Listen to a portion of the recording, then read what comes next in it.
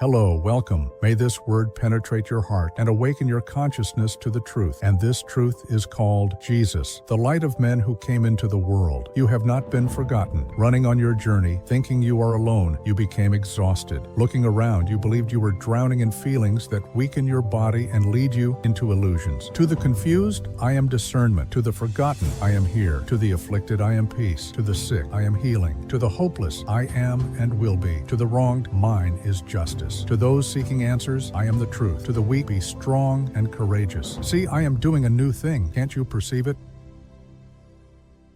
The word holy means set apart. So the etymological concept of holy is that of a separated person. However, to this day, many people have not realized that in Jesus, the concept of holy has changed its meaning. Because if you talk to a religious theologian, he will say holy means separated, cut off, taken away. And this leads to the idea of alienation. Are you listening to me? In this case, a holy person, from the etymological perspective, is someone who has been separated from their context or environment. They were isolated, just as a Nazirite was set apart, just as a priest was set apart, as an individual. Let's take Samuel as an example. He was set apart from birth for service in the tabernacle. This was the old and classical concept. But now in Jesus, all of this is transformed because he is the Holy of Holies. Holiness in Jesus is the ability to engage with all aspects of life without compromising his human essence. So I learn what it means to be holy by looking at Jesus, not by looking at Saint Anthony, Saint John of the Cross, or Teresa of Avila, though they are admirable people. But I learn what it means to be holy by looking at Jesus, who ate with tax collectors and sinners, who touched lepers, for whom no one was unclean. He moved from one extreme of existence to the other without performing purification rituals, carrying a pure conscience and cleansing consciences through the love of God in everything he did. This, to me, is what it means to be holy. The holy person is deeply human, profoundly compassionate, full of mercy and justice. This is holiness. The Holy One is the broken-hearted, the humble. The Holy One is the one who values God's joy in life. The Holy One does not judge. The Holy One does not send anyone to hell. The Holy One is the person from whom no final judgments about anyone proceed. The Holy One is the one who fears and trembles at the thought of raising their voice threateningly against anyone. The Holy One does not interfere in another's existence to manipulate, to bribe, to alter, or to harm. The Holy One sees themselves as a gift, a contribution to life. The Holy One is the one who does not judge themselves based on any presumption. On the contrary, they know that everything within them is a gift, grace, a divine mercy that has visited them, that they are a manifestation of an unfathomable love. This is the Holy One, this is holiness, and I could go on speaking about it all day, but the summary of it all is that the Holy One reflects the very image of Jesus. Free like Jesus, human like Jesus, and uncomplicated like Jesus, in whom all life found its own possibility. This is what it means to be holy. The Holy One is the person in whom every encounter, instead of closing doors, opens new possibilities of life for those who come. This is holiness, and this is what it means to live a holy life. Look at Jesus. He is the Holy of Holies, yet he joins and befriends tax collectors and sinners while still remaining the Holy of Holies. Because in him, there is no stain. He mingles with everyone, but his holiness is not bound by space or time like religious holiness. Religion physically separates people, culturally separates people, divides by gender, by social status, by race. It separates in every possible way. But in Jesus, all of this is undone. He is set apart only because there is no darkness in him, yet he does not separate himself geographically or temporally from anyone. On the contrary, you are the salt of the earth means exactly this. You are holiness spread throughout life, giving flavor to existence. And alongside everything. So it is a matter of preserving your essence, not separating from existence. If spirituality is understood and interpreted as separation, alienation becomes inevitable, as we have seen throughout the history of religion. The more people sought to be holy, the more they distanced themselves from society, from the noise, the bustle, the rhythm of movement, the coming and going, the natural and normal flow of life. But this is not what you find in Jesus.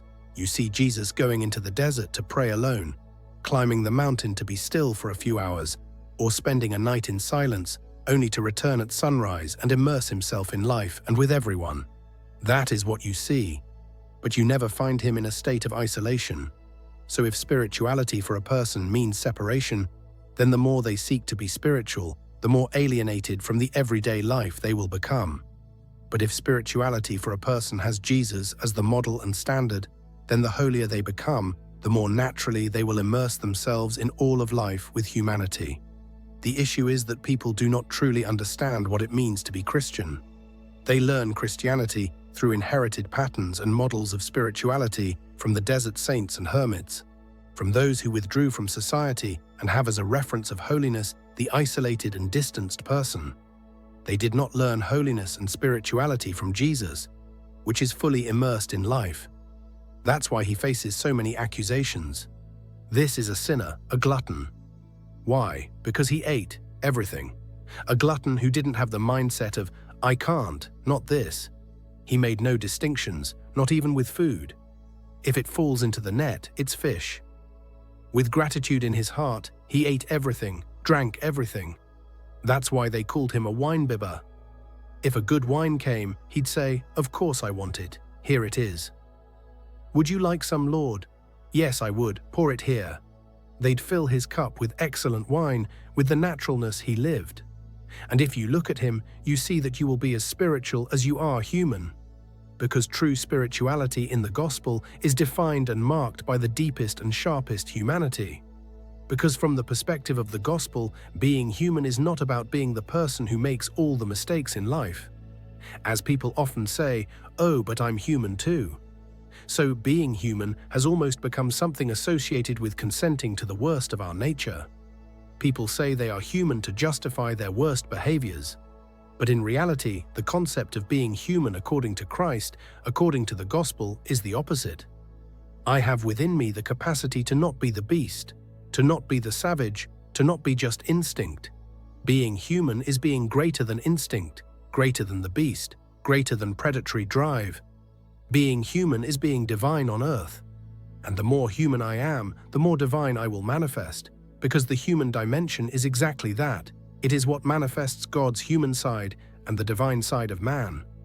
This is what it means to be human. But people don't want to understand the obvious of the gospel. It is the opposite of what is used to justify dehumanization.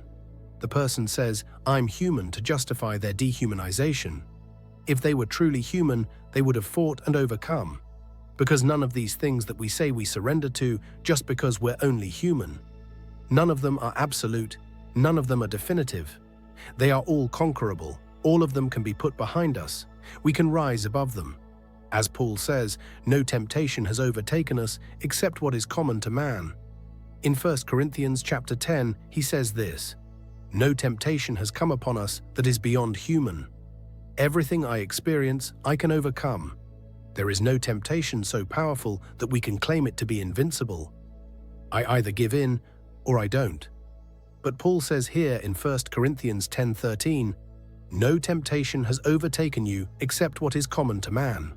By saying this, he is affirming that everything that comes to me as a temptation, I have the power to resist and overcome. No temptation has overtaken you except what is common to man. But God is faithful, and he will not let you be tempted beyond your ability, beyond your strength. On the contrary, along with any temptation that comes to us, all of them come within the scope and dimension of humanity. God provides a way out, an opportunity, so that we can endure whatever it may be. Whatever it is, the rest is nonsense, a lie we tell ourselves, self-deception.